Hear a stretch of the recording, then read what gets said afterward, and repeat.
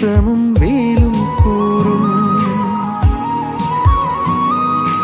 ஆறும் கரையும் அம்பும் வில்லும் பாட்டும் உரையும் நானும் அவளும், நானும் அவளும் உயிரும் உடம்பும் நரம்பும் யாழும்